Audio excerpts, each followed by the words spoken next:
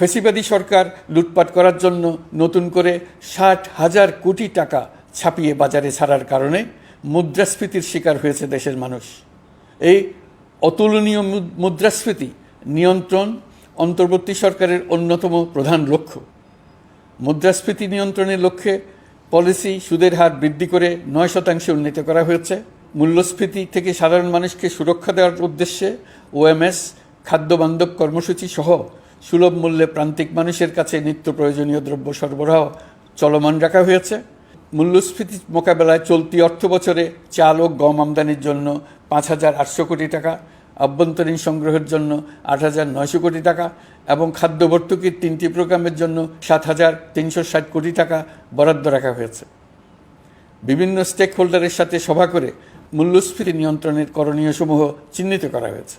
পরিচালন ও উন্নয়ন ব্যয় যৌক্তিক পরিমাণে হ্রাস করার জন্য কার্যক্রম গ্রহণ করা হয়েছে। কৃষিপণ্য উৎপাদনের জন্য সার আমদানির ক্ষেত্রে প্রয়োজনীয় বৈদেশিক মুদ্রার সরবরাহ নিশ্চিত করার পদক্ষেপ নেওয়া হয়েছে। প্রকৃত চাষিগণ যাতে কৃষি ঋণ পেয়ে থাকেন তা নিশ্চিত করার উদ্যোগ নেওয়ার পাশাপাশি কৃষি ঋণের পরিমাণ বৃদ্ধি করা হয়েছে। মার্কিন ডলারের বিপরীতে টাকার বিনিময় হার স্থিতিশীল রাখার লক্ষ্যে বৈদেশিক মুদ্রার বিনিময় হারকে বাজারভিত্তিক করা হয়েছে। কালো টাকা সাদা করার অনৈতিক অনুমতি বাতিল করা হয়েছে। বৈদেশিক মুদ্রার রিজার্ভ বৃদ্ধি করতে বিভিন্ন উন্নয়ন সহযোগীদের কাছ থেকে বাজেট সাপোর্ট চাওয়া হয়েছে। আন্তর্জাতিক মুদ্রা তহবিল থেকে অতিরিক্ত ৩ বিলিয়ন মার্কিন ডলার, বিশ্বব্যাংক থেকে অতিরিক্ত ১ বিলিয়ন ডলার, জাইকা থেকে অতিরিক্ত ১ বিলিয়ন মার্কিন ডলার প্রদানের অনুরোধ করা হয়েছে।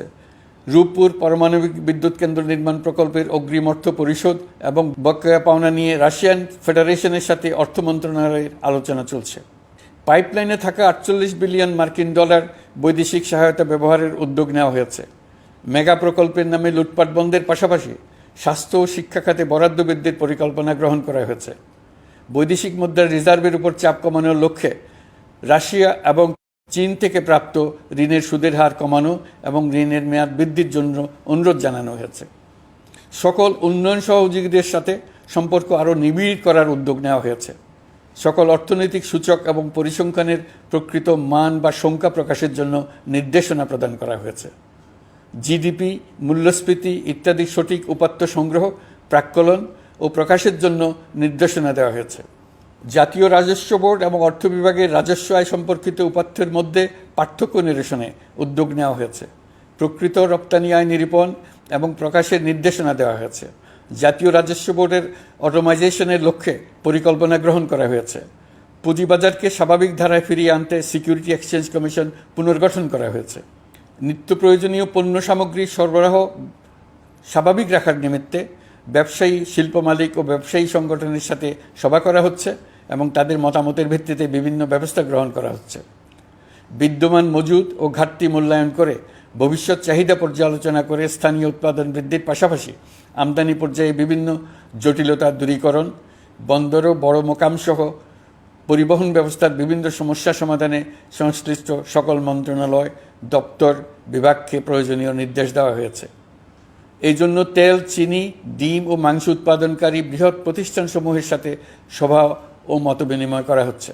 নিত্য প্রয়োজনীয় কিছু দ্রব্যাদি যেমন পেঁয়াজ, আলু এসবের দাম আরও কমানোর জন্য বিদ্যমান শুল্ক হার হ্রাসের বিষয়ে এনবিআরকে প্রয়োজনীয় নির্দেশনা দেওয়া হয়েছে।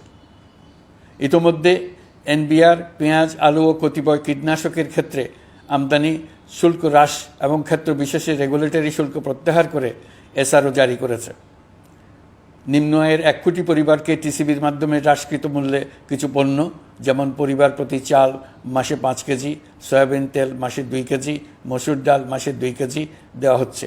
এটি সামনের দিনগুলোতে অব্যাহত রাখা হবে।